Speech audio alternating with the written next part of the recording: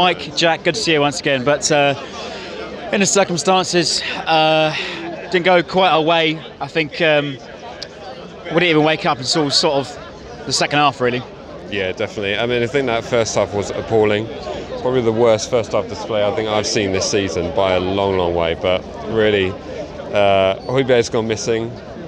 Cedric had a poor first half, but seemed to come alive in the second half when Bertrand came on.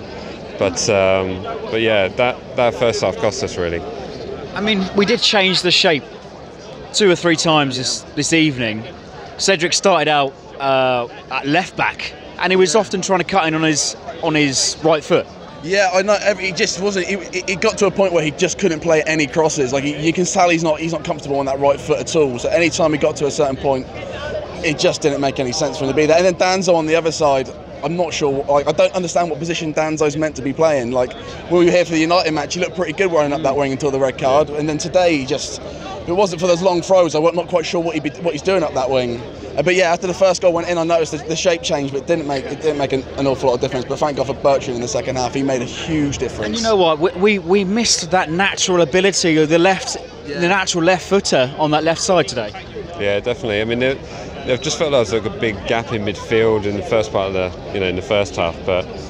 Yeah, I mean, arguably we could have nicked it in the second half, but so many calamitous of errors. I mean, their first 2 goals were embarrassing. I mean, literally their first effort on goal, they scored a goal, and then literally they walked through, and if it wasn't for VAR, we would have been 3-0 down at half-time. I mean, that would have been embarrassing. It got to a point in the first half, I wasn't quite sure where anybody was playing in the midfield. Buffal, well, like, it was quite fun to see him all over the park, but there are points where I just didn't know who was playing on the wing. Like, Ward-Prowse was nowhere near, like Danzo on that wing.